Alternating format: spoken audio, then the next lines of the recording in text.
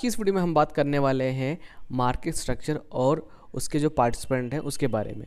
तो यानी simple language में बोलूँ तो स्टॉक मार्केट का क्या स्ट्रक्चर है, उसमें कौन कौन से लोग इन्वॉल्व हैं, हम उसके बारे में यहाँ पे बात करने वाले हैं। तो चलिए शुरू करते हैं। तो देखिए, ये जो पूरा टॉपिक है वो है बेकार, ठीक है, इसे पढ़ने से कोई फ़ायदा नहीं है। इसमें बस इतना बताया गया है कि जो हमारी स्टॉक मार्केट है उसमें जो इंटरमीडिएट्स होते हैं वो एक इम्पोर्टेंट रोल प्ले करते हैं। क्यों? क्योंकि उनके बिना तो हम शेयर बाय सेल कर ही नहीं पाएंगे, है ना। तो ये पूरा एक स्ट्रक्चर है जो मैंने बना रखा है। जैसे ये मान लेते हैं, ये है अरुण और ये है राम। तो मिस्टर अरुण क्या कर रहे हैं? मिस्टर अरुण 100 शेयर वो क्या कर रहे हैं? वो बाय कर रहे हैं। सॉरी, यहाँ पे मैं प्राइस ले लेता हूँ 100 रुपीज़ के प्राइस पे वो बाय कर रहे हैं 1000 शेयर, किसके? रिलायंस के। और ये भाई साहब 100 रुपये पे बेच रहे हैं। कितने शेयर? 1000 रुपये के, मतलब सॉरी 1000 शेयर बेच रहे हैं 100 रुपये के रिलायंस के शेयर। तो मैं पहले क्या करूँगा, मैं पहले बैंक अकाउंट से पैसा डालूंगा अपने ट्रेडिंग अकाउंट में और उसके बाद मैं ऑर्डर अपना प्लेस करूँगा। फिर जो मेरा ब्रोकर है वो जाएगा स्टॉक एक्सचेंज और फिर यहाँ पर एक हमारे होंगे क्लियरिंग कॉरपोरेशन, है ना। तो वो क्या करेंगे? वो हमारी ट्रेड को सक्सेसफुल बनाएंगे। मतलब ट्रांजैक्शन यहाँ हो रही होगी बट ट्रेड को सक्सेसफुल बनाने का काम किसका है? क्लियरिंग कॉरपोरेशन का, जो कि इंडिया में भी दो हैं, एक है NCCL और दूसरा है ICCL। तो जो NCCL है वो है NSE की एक कंपनी, मतलब एक सब्सिडरी कंपनी है, और ICCL BSE की है। और इसमें थोड़ी सी मुझे गड़बड़ लग रही है तो एक बार आप इंटरनेट पे चेक कर लेना, ठीक है। और यहाँ पर तो चलिए हो गया। और हाँ, ये है हमारे डिपॉजिटरी कौन है यहाँ पे? हमारे NSDL और CDSL।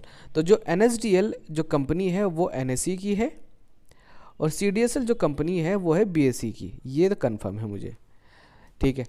अब यहाँ पे ध्यान दीजिए कि देखिए, जो डिपॉजिटरीज है उनका काम ये है कि वो हमारी सिक्योरिटीज़ को, यानी शेयर को या फिर जो म्यूचुअल फंड के यूनिट्स वगैरह होते हैं उनको इलेक्ट्रॉनिक फॉर्म में अपने पास रखते हैं।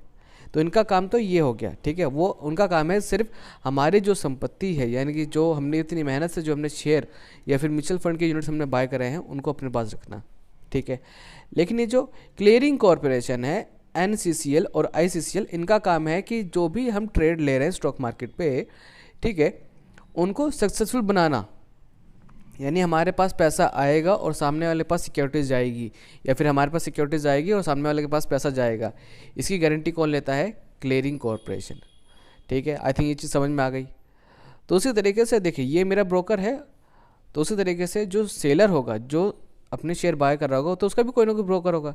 तो मान लेते हैं मेरा ब्रोकर कौन है? मेरा ब्रोकर है ज़रोधा, और इन भाई साहब का जो ब्रोकर है वो है अपस्टॉक, ठीक है। तो इनके पास भी एक बैंक अकाउंट होगा, ट्रेडिंग अकाउंट होगा और एक डीमैट अकाउंट होगा। तो यानी कि यहाँ पर हमें कौन कौन नज़र आए? एक तो ब्रोकर नज़र आ गया, एक हमें डिपॉजिटरी नज़र आ गए, और दूसरे हमें कौन नज़र आ गया? क्लियरिंग कॉरपोरेशन, और एक स्टॉक एक्सचेंज। यानी कि 4 लोग तो इन्वॉल्व होंगे ही होंगे। अब पूरी कहानी इन्हीं के ऊपर है।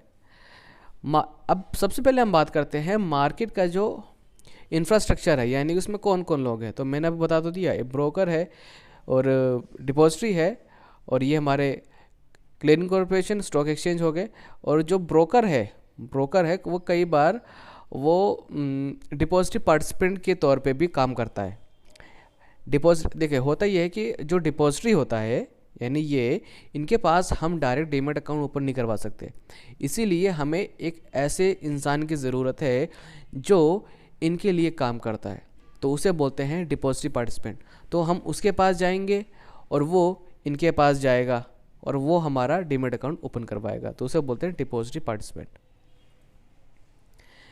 तो यहाँ पे वही बता रखा है, एक होता है हमारा स्टॉक एक्सचेंज, एक होता है हमारा क्लियरिंग कॉरपोरेशन, और आगे ये रहा हमारा डिपॉजिटरी एंड।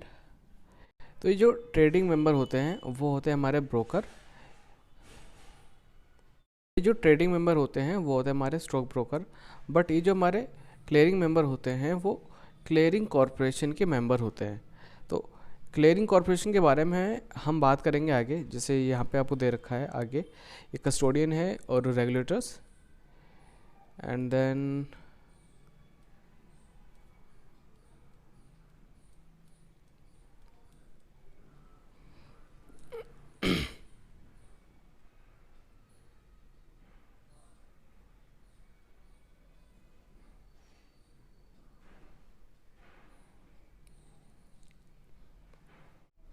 तो ये जो ट्रेडिंग मेंबर होते हैं वो होते हैं हमारे स्टॉक ब्रोकर, लेकिन ये जो हमारे क्लियरिंग मेंबर होते हैं वो क्लियरिंग कॉरपोरेशन के मेंबर होते हैं। तो क्लियरिंग कॉरपोरेशन के बारे में हम बात करेंगे चैप्टर 6 में। अब जो हमारा स्टॉक एक्सचेंज है जहाँ पर शेयर बाय सेल होते हैं, ठीक है, पहले क्या होता था कि पहले जो शेयर बाय सेल होते थे ना ऑनलाइन नहीं होते थे, पहले हमको जाना पड़ता था, मतलब NSE या फिर BSE, या फिर अगर आप कोलकाता में है तो कोलकाता में भी है एक स्टॉक एक्सचेंज, तो पहले वहाँ पे जाना पड़ता था, तो वहाँ पे आप शेयर बाय सेल कर पाते थे। तो उसे बोलते थे ट्रेडिंग हॉल, मतलब एक बहुत बड़ा हॉल होता है, वहाँ पे शेयर बाय सेल होते हैं, या उसका एक और नाम है रिंग। आपने अगर हर्षद मेहता की जो वेब सीरीज़ है देखी हो स्कैम 1992, तो उसमें ये वर्ड यूज़ किया गया रिंग, ठीक है। तो यहाँ तक तो मुझे कुछ पढ़ने की ज़रूरत नहीं है, तो समझ में आ जाएगा आपको। हाँ, यहाँ पर एक कॉन्ट्रैक्ट एक्ट है, मतलब द सिक्योरिटीज़ कॉन्ट्रैक्ट एक्ट 1956 है। ये क्या डिफ़ाइन करता है, इसके बारे में थोड़ा सा हम जान लेते हैं। यहाँ पे जो स्टॉक एक्सचेंज है वो कौन है, वो एक इंडिविजुअल बॉडी हो सकती है, हो सकता है वो इनकॉर्पोरेटेड है या फिर वो इनकॉर्पोरेटेड नहीं है, या फिर हो सकता है वो रजिस्टर्ड हो। अगर वो कॉर्पोरेटेड है तो हो सकता है वो जो हमारा कंपनीज एक्ट 1956 है ना वो उसके अंदर रजिस्टर्ड हो, या फिर अभी सकता है जो हमारा लेटेस्ट वाला है ना हमारा कंपनीज एक्ट 2013 हो सकता है वो उसके अंदर रजिस्टर्ड हो। तो इन सब चीज़ों से हमें कुछ लेना देना नहीं है, बस आपको बस ये याद रखना है बस। हैं क्लियरिंग कॉरपोरेशन के बारे में, तो जो हमारे क्लियरिंग कॉरपोरेशन है उनका जो मेन काम है वो ये है कि वो हमारी ट्रेड को सेटल करवाते हैं, मतलब शेयर आना और पैसे ले जाना, ये सारा काम इनका है। अब यहाँ पर ना इनके 3 मेन काम है, इन्होंने बताया जैसे कि बुक में। पहला काम ये है कि जो भी ट्रांजैक्शन होती है उसको ये सेटल करवाते हैं, चलिए ये तो समझ में आ गया। दूसरा, हाँ, अब देखिए, अब अगर इनका काम ये है कि जो ट्रेड है उसको वो सेटल करवाएंगे, तो यानी कि जो रिस्क है उसमें इन्वॉल्व वो भी कौन उठा रहा है, वो भी तो ये उठा रहे हैं, है ना। कि सपोज दैट मान लेते हैं कि एक पर्सन है जिसको 1 लाख शेयर बाय करने हैं किसी कंपनी के और दूसरे वाले को सेल करने हैं। तो अब शेयर इधर से उधर होने में, अब डायरेक्ट तो देखिए, अब ये तो है नहीं कि ये डायरेक्ट जाएंगे ब्रोकर के पास, बोलेंगे ठीक है वो जो ट्रेड हुई है एग्जीक्यूट, उसके जो शेयर है लाओ हमें दो, नहीं। तो जो ब्रोकर है वो क्या करेगा, वो जो ट्रेड हुई है उसके जो शेयर है वो लेकर आएगा, फिर उसके बाद इनके पास आएंगे, फिर आगे वो उसको प्रोसीड करेंगे, देंगे, ठीक है, मतलब जिसको खरीदना है उसको देंगे। तो जो ब्रोकर है वो लेकर आएगा इनके पास शेयर, फिर आगे उस शेयर को ये आगे प्रोसीड करेंगे जो भी ट्रांजैक्शन होगी उसके बेसिस पे। तो इतना समझ में आ गया। चलो ये दूसरा काम हो गया। दूसरा ये काउंटर पार्टी के तौर पे ये काम करते हैं। अब काउंटर पार्टी का यहाँ पे मतलब क्या है, मतलब इसको ऐसे समझ लीजिए कि ये रहा मैं और ये रहा कोई और पर्सन, तो मुझे बाय करना है शेयर, क्वांटिटी और प्राइस आप अपने हिसाब से डिसाइड कर लीजिए, और इस पर्सन को सेल करना है। अब जो भी हमारी ट्रेड हो रही है वो तो स्टॉक एक्सचेंज पे हो रही है, जो ब्रोकर उनके थ्रू हो रही है। तो अब यहाँ पर अब मुझे इस चीज़ की गारंटी कौन देगा कि भैया जो मैंने ऑर्डर प्लेस करा है शेयर बाय करने का वो शेयर मेरे पास आ ही जाएंगे।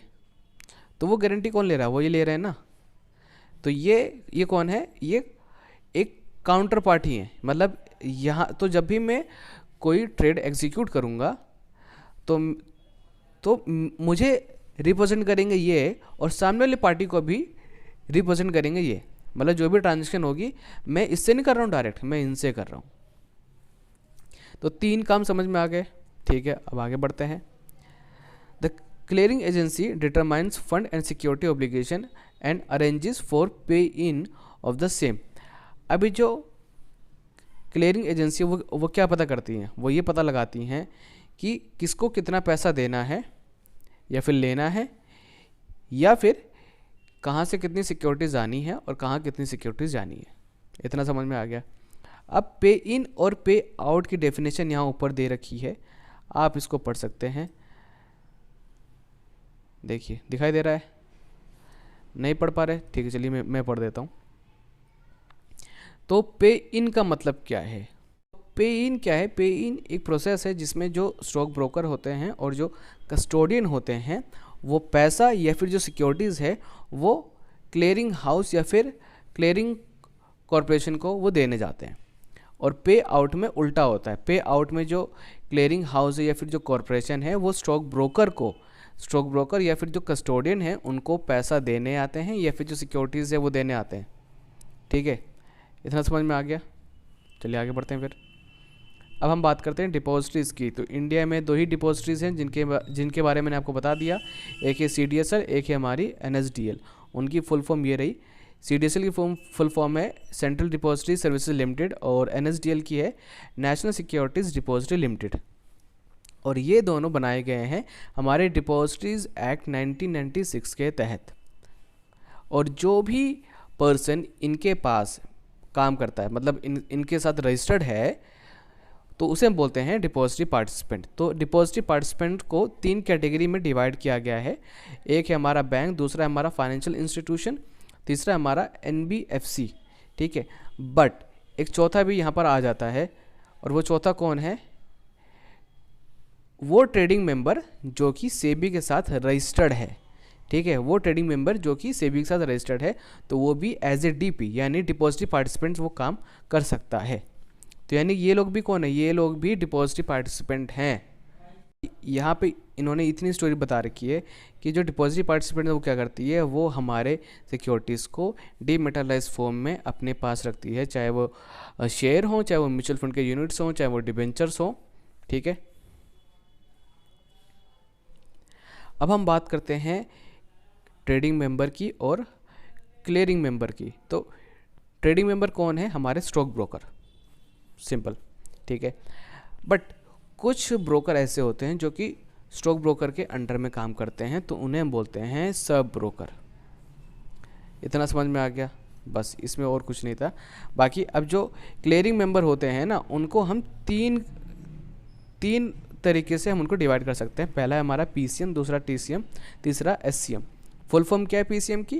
प्रोफेशनल क्लियरिंग मेंबर्स, और TCM trading cum clearing member, और थर्ड है हमारा self clearing member.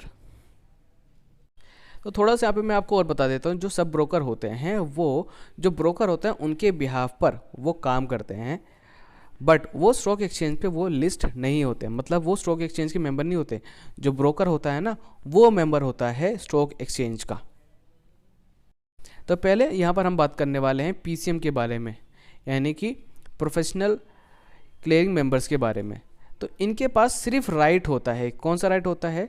Only to clear trades, मतलब ये जो ट्रेड होती है बस ये इसको क्लियर करा सकते हैं। लेकिन कौन सी ट्रेड? वो ट्रेड मतलब वो ऑर्डर जो कि हम स्टॉक एक्सचेंज पे दे रहे हैं। किस चीज़ का ऑर्डर? शेयर बाय सेल करने का, या फिर जो ट्रेडिंग वगैरह होती है उसकी। ठीक है, अब इनके पास कौन से राइट नहीं होते? The PCM does not have any kind of trading rights, मतलब ये ट्रेड नहीं कर सकते हैं। These types of members can clear trades of all members associated with him। इस टाइप के जो मेंबर्स होते हैं वो अपने सभी मेंबर्स की जो ट्रेड है उसको वो क्लियर करा सकते हैं। ठीक है, SEBI registered custodians and banks registered by exchange are eligible to become PCM। मतलब ऐसे कस्टोडियन जो कि सेबी के साथ रजिस्टर्ड हैं, या फिर ऐसे बैंक जो कि एक्सचेंज के साथ रजिस्टर्ड हैं, सिर्फ वही PCM बन सकते हैं। अभी ना आप लोगों को एक कस्टोडियन वर्ड समझ नहीं आ रहा होगा। देखिए कस्टोडियन ना वो होता है जो कि इस चीज़ की गारंटी लेता है कि पैसे और सिक्योरिटी की कमी नहीं होगी। वैसे सिक्योरिटी नहीं, मतलब मेनली पैसा। ठीक है, वो पैसे की गारंटी लेता है। तो आमतौर पे जो कस्टोडियन होते हैं ना, वो यूजुअली बैंक्स वगैरह ही होते हैं। तो हमारी सिक्योरिटीज़ होती है वो रखी होती है हमारे जो डिपॉजिटर्स होते हैं ना उनके पास, मैंने बताया ना अभी, NSDL और CDSL। अब बात करते हैं हम TCM की, यानी ट्रेडिंग काम क्लियरिंग मेंबर की। तो इनके पास 2 राइट होते हैं, कौन कौन से? ये ट्रेडिंग भी कर सकते हैं और ये किसी ट्रेड को क्लियर भी कर सकते हैं, मतलब सेटल कराना। He can clear his own trades as well as the trades of others, मतलब ये अपनी ट्रेड भी क्लियर कर सकते हैं और दूसरों की भी। Any member of equity segment of exchange, any member of equity segment of exchange is eligible to become trading cum clearing member of derivative segment, यानी कि जो स्टॉक एक्सचेंज का मेंबर है इक्विटी सेगमेंट में, वो डेरिवेटिव सेगमेंट में भी वो TCM बन सकता है। अब बारी आती है कस्टोडियन की। ये वर्ड आप सुन सुन के पक गए होंगे, अब हम इसकी बात कर देते हैं, ठीक है। तो custodians are also clearing members like PCM। तो ये भी क्या होते हैं, एक तरीके से ये भी PCM की तरह ही मेंबर होते हैं, बट नॉट ट्रेडिंग मेंबर्स। लेकिन ये ट्रेडिंग मेंबर्स नहीं होते हैं। They settle trades on behalf of the clients of trading members. अब जो ट्रेडिंग मेंबर है वो कौन है? ब्रोकर है। तो उनके बिहाफ पर ये क्या करते हैं, ये ट्रेड सेटल करते हैं। When a particular trade is assigned to them for settlement, जब एक पर्टिकुलर ट्रेड इनको दी जाती है कि हाँ ये आपको असाइन करना है, मतलब आपको ये सेटल करवानी है। ऐसे नहीं मतलब ये आ जाएंगे और ये हर ट्रेड कराएंगे सेटल, किसकी? ट्रेडिंग मेंबर की। इनको असाइन किया जाएगा। The custodian is required to confirm whether he is going to settle the trade और नॉट। तो जो कस्टोडियन है उसके लिए ये ज़रूरी है कि वो कंफर्म करे कि हाँ कि जो ट्रेड है वो सेटल करवाएगा या फिर नहीं। अब हम बात करते हैं SCM की, यानी कि सेल्फ क्लियरिंग मेंबर्स की। As the name implies, self clearing members can clear the trades done by him. तो ये लोग क्या कर सकते हैं, ये लोग उस ट्रेड को क्लियर कर सकते हैं जो कि इन्होंने खुद ली है। The only difference between SCM and TCM is that SCM does not have the rights to clear the trades of other members. मतलब ये बेचारे सिर्फ अपनी खुद की ट्रेड को क्लियर कर सकते हैं, बाकी और किसी की नहीं। He can only clear his own trades, whereas TCM can clear trades of any other members. ये तो हमको पता ही चल गया पहले ही। Any member of the cash segment of exchange is eligible to become self-clearing member of the derivatives segment। यानी कि जो स्टॉक एक्सचेंज के साथ रजिस्टर्ड है कैश सेगमेंट में, तो वो डेरिवेटिव्स सेगमेंट में भी वो SCM बन सकता है। मान लेते हैं कि आपको बनना है एक ब्रोकर, यानी कि एक ट्रेडिंग मेंबर। तो उसके लिए आपको क्या करना पड़ेगा? तो उसके लिए यहाँ पे कुछ चीज़ें हैं जो आपको फुलफ़िल करनी पड़ेंगी। जैसे कि आपकी जो क्वालिफ़िकेशन है वो क्या होनी चाहिए, आपके पास कितनी कैपिटल होनी चाहिए, और आप जो ब्रोकर हैं वो किस तरीके से बनना चाहते हैं। देखिए यहाँ पे हम बात कर रहे हैं स्टॉक ब्रोकर की, ना कि सब ब्रोकर की, ध्यान रहे। तो यहाँ पे कुछ रूल्स एंड रेगुलेशन है जो हमें फॉलो करनी है। कौन सी रूल्स एंड रेगुलेशन? जो कि सेबी इंटरमीडिएट्स रेगुलेशन 2008 में दी गई हैं, वो हमें फॉलो करनी है। तो फॉर एग्जांपल मान लेते हैं कि आप एक इंडिविजुअल ट्रेडिंग मेंबर बनना चाहते हैं, आप एक अकेले स्टॉक ब्रोकर बनना चाहते हैं। तो उसके लिए आपकी एज होनी चाहिए 21 साल, आप इंडिया के जो सिटीज़न है वो होने चाहिए, और आपकी जो क्वालिफिकेशन है वो होनी चाहिए 12th पास आउट। ये बात एक्सपीरियंस की, तो आपके पास 2 साल का एक्सपीरियंस होना चाहिए। अब देखिए एक्सपीरियंस पे हम बात करते हैं कि एक्सपीरियंस आपको कैसा होना चाहिए। आप किसी स्टॉक ब्रोकिंग फर्म का ना मतलब पहले कभी पार्ट रहे हो। अब हो सकता है वहाँ पे आप एज एम्प्लॉय काम करते हो, या फिर आप वहाँ पे कोई पार्टनर वगैरह हो, ठीक है। तो इस तरीके आपके पास एक्सपीरियंस होना चाहिए। अब मान लेते हैं कि आप जो है काम करना चाहते हैं पार्टनरशिप फर्म के साथ, मतलब यहाँ पर आप अकेले काम नहीं करना चाहते। आपने कहा ठीक है मैं अपनी पार्टनरशिप फर्म खोलना चाहता हूँ, तो उस केस में आपकी एज होनी चाहिए 21 साल, और आपकी जो फर्म है वो रजिस्टर्ड होनी चाहिए इंडियन पार्टनरशिप एक्ट 1932 में, ठीक है, यानी कि 1932 में, इंडियन पार्टनरशिप एक्ट 1932। तो पार्टनरशिप में होते हैं डिजाइनेटेड पार्टनर, तो वो एटलीस्ट 2 होने चाहिए जो कि पार्टनरशिप फर्म का जो मैनेजमेंट है वो संभालेंगे, और जो आपकी क्वालिफिकेशन है वो होनी चाहिए 12th पास आउट। जो आपका एक्सपीरियंस है वो 2 साल का होना चाहिए, ठीक है। और आपके पास जो एक्सपीरियंस है वो 2 साल का होना चाहिए, किसमें, सिक्योरिटीज़ मार्केट में। या तो पहले आप ऐसे पोर्टफोलियो मैनेजर काम करते हो, या फिर किसी इन्वेस्टमेंट जो फर्म होती है ना, ठीक है, उसमें, या फिर मर्चेंट बैंकर, फाइनेंशियल सर्विसेज, जॉबर और डीलर, मतलब बहुत सारी इसमें कैटेगरी दे रखी है, तो इनके बारे में पढ़ लीजिएगा।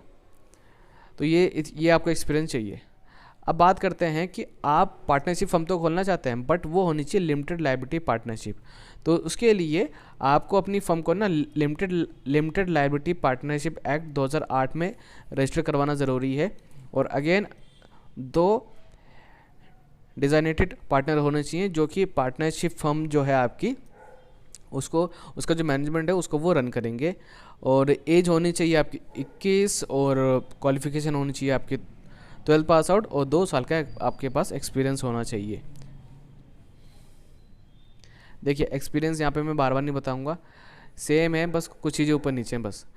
बट अब यहाँ पे मान लेते हैं कि जो कंपनी है, ठीक है, आप अपनी एक कंपनी बनाना चाहते हो, तो उस केस में आपकी जो कंपनी है वो कंपनीज एक्ट 1956 में रजिस्टर्ड होनी चाहिए, और मिनिमम पेड अप कैपिटल होनी चाहिए आपकी 30 लाख रुपए, और उसके अंदर 2 डिज़ाइनेटेड डायरेक्टर्स होने चाहिए, जो कि कंपनी की जो मैनेजमेंट है उसको वो देखेंगे, ठीक है। एज होनी चाहिए 21, क्वालिफिकेशन वही 12 पास आउट, और 2 साल का एक्सपीरियंस होना चाहिए। और यहाँ पे फिट एंड प्रॉपर पर्सन की इन्होंने डेफिनेशन दे रखी है। जब यहाँ पे हम पढ़ रहे थे ना, तो यहाँ पे इन्होंने बोल रखा था ना कि जो क्राइटेरिया है फुट एंड प्रॉपर पर्सन, वो ये, तो यहाँ पे जो सेबी है वो ये 4 चीज़ें देखेगी, तभी उसको फिट एंड प्रॉपर पर्सन मानेगी। तो अभी आप ये पढ़ सकते हैं। अब हम बात करते हैं कस्टोडियन की। देखिए वहाँ अभी कस्टोडियन आया था, बट वो वहाँ पर हमने डिटेल में उसके बारे में बात नहीं करी थी। यहाँ पर हम बात करेंगे कस्टोडियन की। तो कस्टोडियन होता है वो एक एंटिटी होती है जिसकी ये रिस्पॉन्सिबिलिटी होती है कि जो क्लाइंट है उसकी जो सिक्योरिटीज़ है वो सेफ़ हो, और सिक्योरिटीज़ को सेफ रखने के साथ साथ एक custodian also keeps track of corporate actions on behalf of its client. यानी जो कस्टोडियन है, जो कॉर्पोरेट एक्शंस हैं उनका भी एक ट्रैक रिकॉर्ड रखता है, और उसके साथ साथ क्या करता है, वो जो क्लाइंट है उसका जो सिक्योरिटीज़ अकाउंट है वो भी मेंटेन करता है, और सिक्योरिटीज़ को कलेक्ट करना और उसको देना, ये सारा काम वो करता है। और क्लाइंट है उसको ये भी इन्फॉर्म करता है कि कौन कौन से सिक्योरिटीज़ हैं जो सेल हो चुकी हैं और कौन कौन सी उन्होंने बाय करी है। बट ध्यान रहे, जो कस्टोडियन है वो एक क्लियरिंग मेंबर है, वो कोई ट्रेडिंग मेंबर नहीं है, मतलब वो ब्रोकर नहीं है। नहीं तो आप समझो कि यहाँ पे जो कस्टोडियन है वो ब्रोकर है, नहीं। They settle trades on behalf of the clients of trading members. यानी जो ट्रेडिंग मेंबर होते हैं उनके बिहाफ पर जो ट्रेड है वो उसको सेटल करवाते हैं। When a particular trade is assigned to them for settlement, ये तो हमने अभी पढ़ा था। The custodian is required to confirm whether he is going to settle the trade और नॉट, ये भी हमने अभी पढ़ लिया है, तो ये तो पढ़ना बेकार है। अब हम बात करते हैं कि मार्केट की जो देख रेख है वो कौन करता है। तो ये वो लोग हैं, ये लिस्ट दे रखी है। पहला तो हमारा सेबी हो गया, दूसरा आरबीआई हो गया, तीसरा हो गया आईआरडीआई, तीसरा हो गया हमारा पीएफआरडीए, और चौथा हो गया हमारा एमओएफ, और फिर आ गया हमारा एमसीए। तो सेबी का मतलब क्या है, securities and exchange board of India. RBI का यानी रिजर्व बैंक ऑफ इंडिया, और आईआरडीआई का मतलब insurance regulatory and development authority of India, और पीएफआरडीए का मतलब pension fund regulatory and development authority, और एमओएफ का मतलब है ministry of finance, and MCA मतलब मिनिस्ट्री ऑफ कॉर्पोरेट अफेयर्स। तो ये वो लोग हैं जो कि मार्केट को रेगुलेट करते हैं।